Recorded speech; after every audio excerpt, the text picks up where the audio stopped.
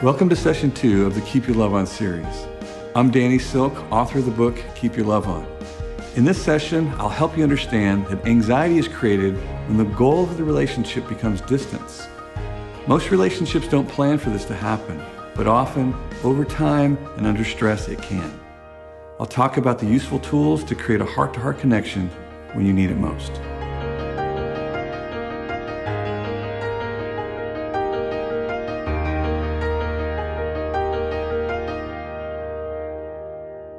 Chapter 2 is really about what we do with that choice. That choice that we have is to keep our love on. I mean, that language infers that it involves a choice.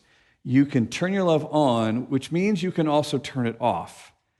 So when you turn your love off, it's vital that you understand that it was your decision. You turned your love off.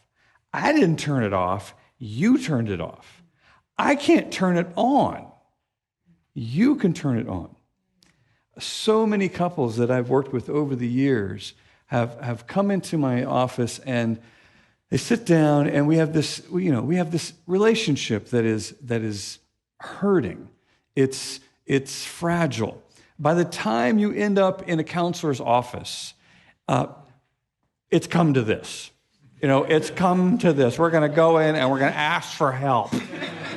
We've been dying for years. It's kind of like going in the doctor's office after your arm falls off. You walk in with your arm. I think I have a problem here.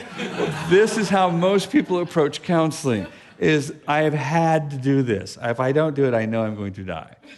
So they're sitting in the office here in front of me, and the first question I'm going to ask them, as soon as they stop talking, because, I'll say, what brings you here today? Da, da, da.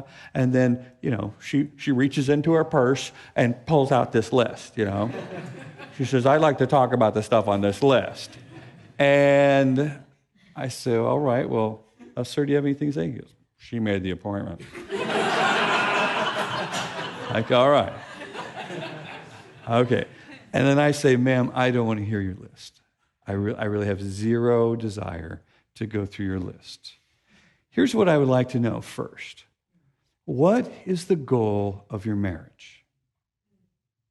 What would you say is the goal of this relationship? And they both look at me like, oh, can you believe you said that? What does that mean? Is this a trick question? Like, goal of our marriage?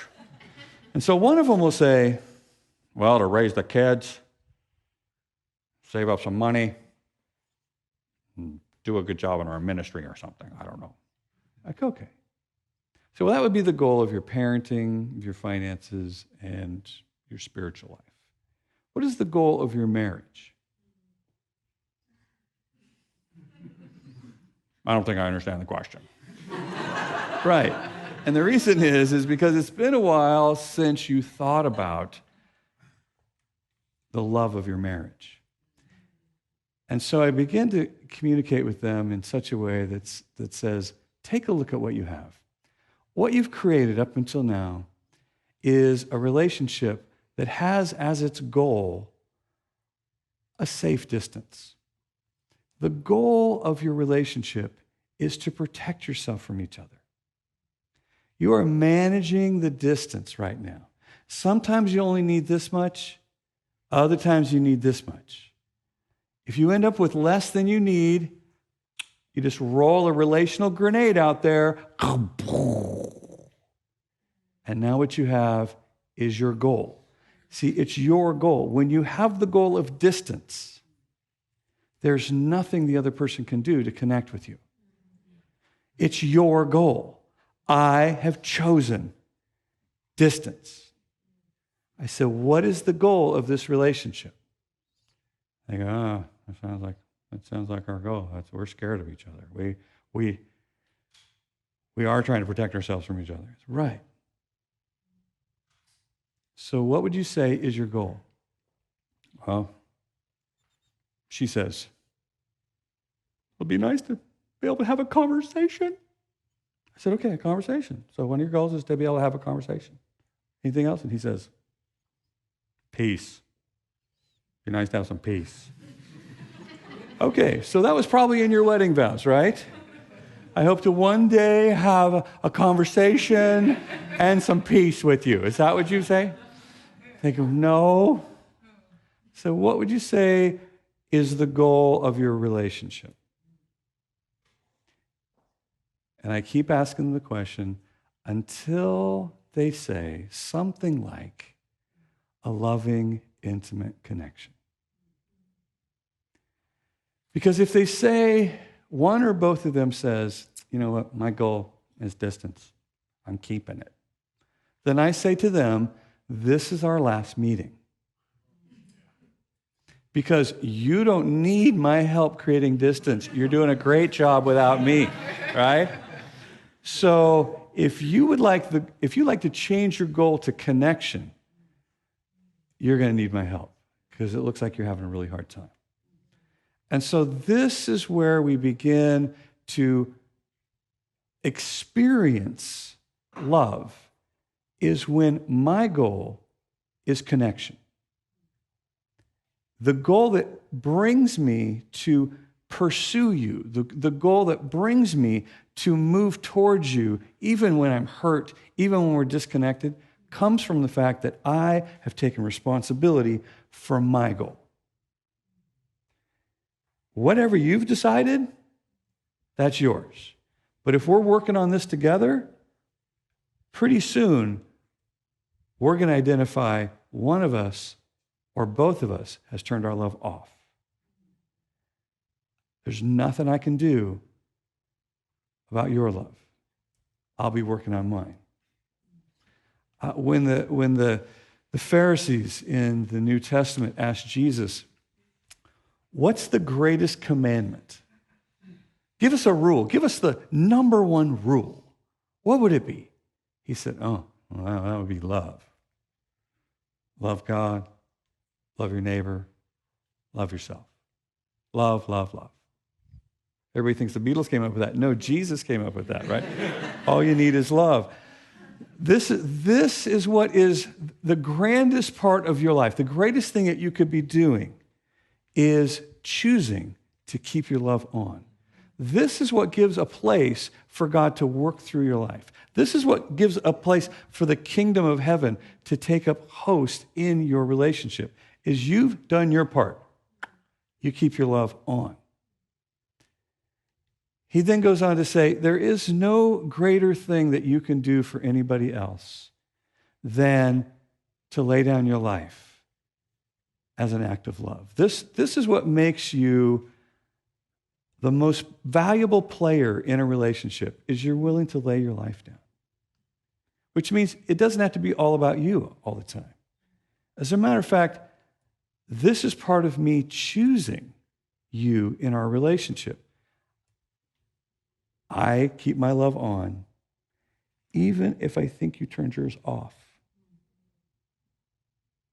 Ugh, this is sacrifice, and that happens when you think somebody's got their love off and you left yours on, because it feels like if you leave yours on, they're going to blow you up somehow. They're going to sneak into your camp and blow you up, So if you just shut your love off, somehow you're going to defend yourself.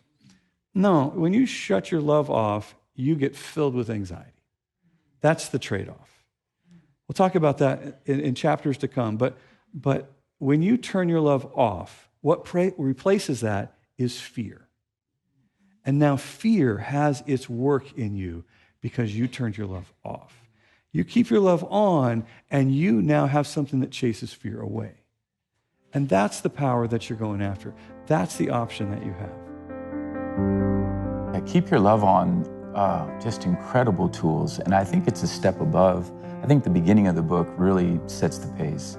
If we're not connecting, then a lot of people communicate, but very few people connect, and that is just so critical. If they get that foundation in the beginning of that, then you can lead, into healthy communication and setting boundaries, and it's just incredible. I love it because it's so concise. I think he's taken so many amazing truths and resources. And he's written it in terms that are so understandable, and it's within reach of any couple, any relationship.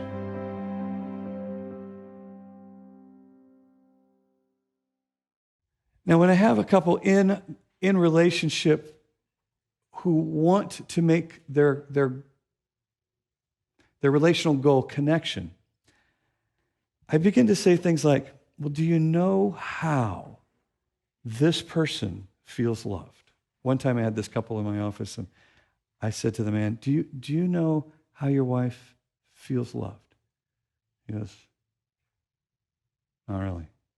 I said, well, do you love her? He says,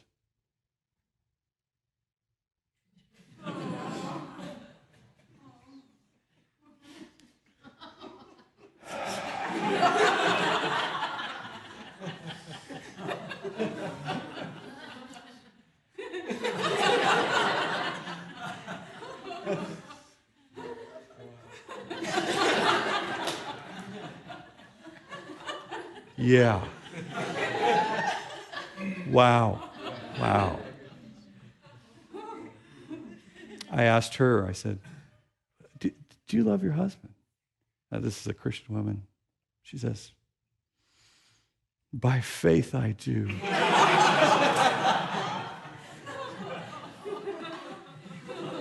These people had come to see me because their 14-year-old was out of control. And as soon as I started listening to them for just a few minutes, I realized, this is where we need to start right here. This massive disconnect right here is a pipeline for that boy's anxiety. So we went to work on them, and I asked him, I said, do you know how she feels? You do love her? He goes, I said, don't do that again. Let's just go fast forward. You do. Do you know how she feels loved? He says, I used to think I did, but I don't anymore. I've become so frustrated. I said, all right. Well, have you ever read the book, The 5 Love Languages by Gary Chapman? And he said, of course. How many of you have read it? Yes. Yeah, okay. No, not you have it, but you read it. Yeah, okay. Gary Chapman's 5 Love Languages. Now, somebody sent me an email that looked something like this one time. They had these 5 things written down. I was like, oh my gosh, that's genius. That is absolutely a revelation from God. Because here's why. When you have a strategy to increase love in the relationship, that same strategy is decreasing fear. So when I'm sending a message, I love you, and it's going in and you feel loved, fear is dissipating from the relationship. See, the very best you shows up when you feel loved. Conversely, the very worst you shows up when you feel scared. So when we disconnect, the fear increases. And so the remedy is to get the connection back. We've got to work to get this connection back to drive this fear away so the best people show up in the relationship again. Now, these 5 love languages are very practical, very doable. The love language of touch. You know, if you're a touch love language, you know who you are. You know, you feel like a dog or something. Would you just touch me? Just touch me. I just need some affection. Everything will be fine if you just give me some affection. I just need. The way it works is when affection goes low, anxiety starts to climb. It's like there's a little meter going on in their chest. They're counting the nanoseconds since they were last touched. And so as the thing's winding up, they start getting a little crazy. They get a little crazy. They get crabby. They get cranky. What's the matter? Nothing's the matter. But if you walk up and hug them, it's like the little meter goes, it resets to 0. They're like, oh, I'm back. Wow. I didn't hurt anybody, did I? I'm sorry. I was kind of blacked out there for a little while. Because it's not something that is necessarily an option. It's a need. I am wired this way, and I don't know why affection has such a powerful I love you effect on me, but it does. Acts of service. Some people are acts of service. I mean, you just do something for me. Would you just help me? See, acts of service people want some help. Would you help me, please? These are the people that walk into a room and they see the backpack His backpack. Somebody's jacket. Whose shoes are those? Dog needs to be fed. The dishes need to be done. The trash. The anxiety is just choking them to death because they see all this stuff. They're looking around like, oh my gosh, oh my gosh, oh my gosh. They're like, oh my gosh, what am I going to do? Somebody help me. Somebody help me. And so okay, I fed the dog. I took the trash out. I got to put my backpack away. Okay, those are my shoes. Like, oh, that feels like you love me. You helped me. You helped me. They're not trying to control you. They're not your mom or your dad. They just have filled with anxiety over tasks that have to get done. And they're afraid if somebody doesn't help them, they're the only ones that are going to be stuck with it. All right? Gifts. If you're a gift love language, you know that it feels like somebody loves you when they give you a gift that says, I know you. I've been paying attention to you. I was thinking about you when we weren't even together. Here you go. Cha-ching.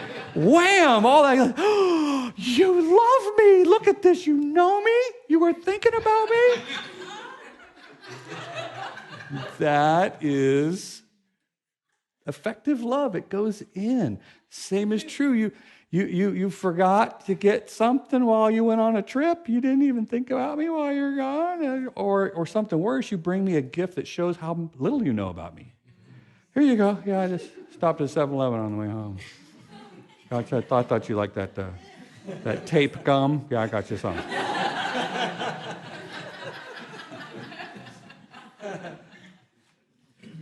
Arrow to the heart. I wasn't trying to stab you in the heart. I thought you liked stuff. Here you go. Like, no. I like stuff that shows that you love me. Quality time. Quality time isn't necessarily quantity time. Although if it's really going well, why stop a good thing, right? Quality time is we are engaged in something that's interesting to me. Or better yet, you are interested in me. And so the conversation, the activity. Maybe I want you to go golfing with me because I really like golf. And if you took an interest in golf, I would be interesting to you. Maybe tell me about your day. Tell me about your day. How was your day? How was your day? Tell me about your day. My day. Did I have a day? I don't remember having a day. Well, tell me about your day. I want to know about. I want to engage you. Would you engage me, please? Would you engage me? Because then you're going to have to hear about my day. Because when the quality time person meets you at the end of the day, they're like, oh my gosh, look at all that you don't know about me. I feel all connected to you now. Because I feel loved through your interest in me. And then we have words of affirmation. Words of affirmation are, you like me. You enjoy me. You're happy to see me. You smile when you're around me. I feel loved when my anxiety drops when I think you like me. When I think you're having a good time with me. The other side of it, you're upset with me. You have some criticism for me. Oh my gosh, I'm scared of you. My anxiety is going through the roof. Oh my gosh.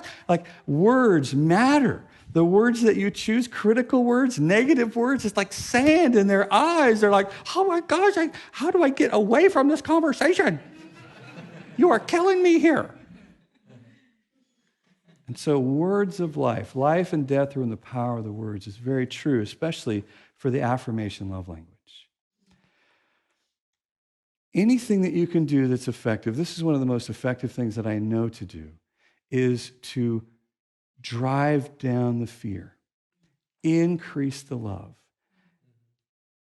work on the connection. Because as you work on the connection, as you demonstrate your commitment to the connection, fear dissipates. You get effective messages coming your way. I love you very much. I care about us is the message. I choose to leave my love, to keep my love on. I choose us. I value our relationship. I love and care about you.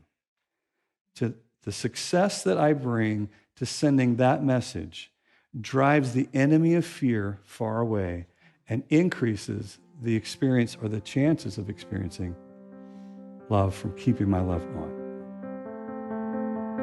This just addresses something that's so foundational to everyday life and really thriving in this world the way that, it was intended to work out for us. The love languages is huge as well because I could do a certain love language all day long and it wouldn't really resonate with Andrew. So I think that learning that and going deeper with that can kind of help you narrow in on how to actually make him feel loved. I love you very much is a simple message, but unfortunately, it's one of the best kept secrets among people who care very much for each other. Knowing how the people around us hear and feel love will help drop the anxiety and achieve your goal of a connection. As we close this session, I'd like you to think of 3 people who are important to you. Now ask yourself, do I know how they hear I love you? Am I communicating that love the way they hear it? And don't forget, keep your love on.